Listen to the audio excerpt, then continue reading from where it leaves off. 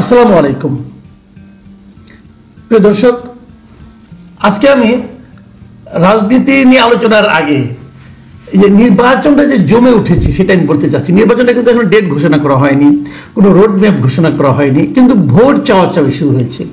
এবং সেই ভোট চাওয়াটা আমি দেখছি প্রথমে আজকে সেটা হলো নতুন যে পার্টি হয়েছে জাতীয় নাগরিক পার্টি, সেই জাতীয় নাগরিক পার্টির একজন শীর্ষ পর্যায়ের নেতা সার্জিস আলম, তিনি আজকে ভোট চাওয়ার জন্য পঞ্চগড়ে গিয়েছিলেন। ওনার নিজের জেলা।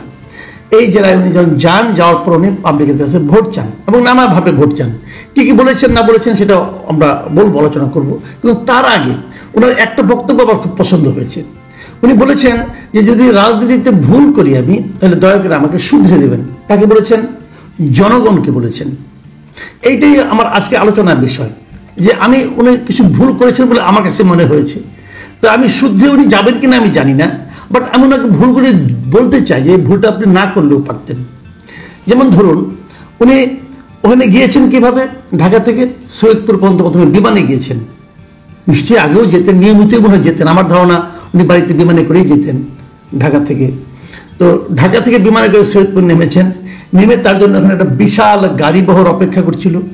সেই গাড়ি বহর শতাধিক গাড়ি ছিল বলে একাধিক পত্রিকা এসেছে। যেমন আমি কালবেলা পত্রিকার হেডলাইনটা যদি পড়ি, ওখানে লেখা ছিল শতাধিক গাড়ির বহর নিয়ে পঞ্চগড়ে সার্জিস। আবার আরেকটা নিউজ, এটাও কালের কণ্ঠের একটা নিউজ, ব্যান্ড পার্টি সহ শতাধিক গাড়ি বহর নিয়ে পঞ্চগড়ে সার্জিস। এরকম অনেক পত্রিকায় নিউজ আসছে। ডিবিসিতে একটা নিউজ এসেছে, ডিবিসির যে অনলাইন পেজ আছে, ডিবিসির ফেসবুক পেজ, সেখানেও একটা নিউজ এসেছে। সেখানে ওই শতাধিক গাড়ির কথা উল্লেখ করা হয়েছে। তো আপনারা যদি শতাধিক গাড়ি সার্জিস এই দুটো কথা লিখে গুগলে যে সার্চ দেন, আপনি কমপক্ষে 15-20টা নিউজ তো পেয়ে যাবেন ফ্রন্ট পেজে, এবং সবগুলোতে একই ধরনের শিরোনাম। আমার প্রশ্ন হলো সার্জিসদের কাছে, উনি তো বলেছেন যে ভুল করলে শুধরে দেবেন।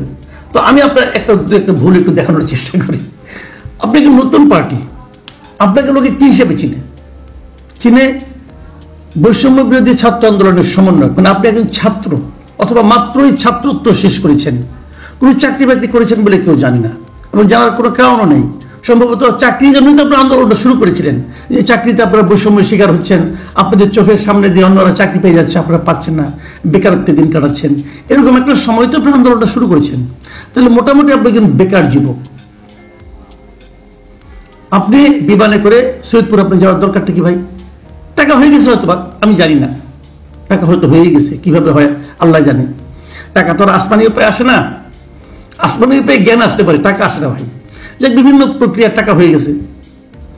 বাংলাদেশে তো অনেকেই টাকার মালিক হয়ে গেছে, আপনারা হয়ে গেছেন, সমস্যা কি? টাকা হয়েছে বলে টাকা গরম দেখাবেন? আপনাকে বিমানেই যেতে হবে কেন? ঢাকার থেকে পঞ্চগড়ের লোকজন সবাইকে সৈয়দপুরে বিমানে যায়।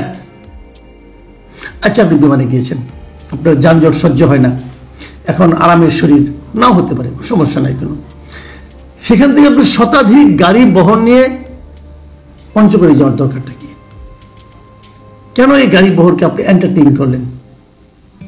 এই গাড়িগুলোর টাকা আসলো কোত্থেকে? আপনি তো বলতে পারেন আমি তো এগুলো গাড়ি একটা ব্যবস্থা করিনি, লোকজনে দিয়েছে, লোকজন আমাকে ভালোবেসে গাড়ি নিয়ে এসেছে। ভালোবেসে সব বাংলাদেশে ভাই এই পলিটিক্যাল লিডারদের জন্য ভালোবেসে কত লোক আসে, এটাও তো আমিও বাংলাদেশেই বাস করি, জানি। এবং সেই ভালোবাসার যোগানটা, ফুয়েলটা যে আগে থেকে দিয়ে রাখতে হয় সেটাও জানি। কর্মীরা যত টাকা খরচ হয় তার চেয়ে কয়েক গুণ টাকা যে নিয়ে নেয় নেতার কাছ থেকে সেটাও জানি। এখন তারাই ফিট করে দেয়, নেতারাই বলে। নেতারা যদি বলে তোমরা গাড়ি নিয়ে এসো না, তাহলে কেউ আসতো না।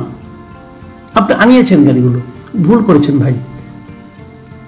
আপনি আপনার এলাকায় গাড়ি বহর নিয়ে যেতে হবে, এটা কোন মানসিকতা? আপনি এলাকায় যাচ্ছেন, মাথায় রাখবেন একটা জিনিস মিস্টার সার্জিস আলম, আপনি কিন্তু ওই এলাকার সন্তান। ওই এলাকায় আপনি কত বড় জমিদারের ছেলে, ওই এলাকার লোক সবাই জানে। আমরাও তো জানি না, আমরা দূরে থাকি, হয়তো জানি না, কিন্তু আপনার এলাকার লোক সবাই জানে আপনি কত বড় জমিদারের সন্তান, জানে তারা। তো তারা যখন দেখবে, আপনি আগে যখন যেতেন এরকম গাড়ি বহর নিয়ে যেতেন, তারা যখন দেখবে যে এই জমিদার পুত্র গাড়ি নিয়ে আসছে,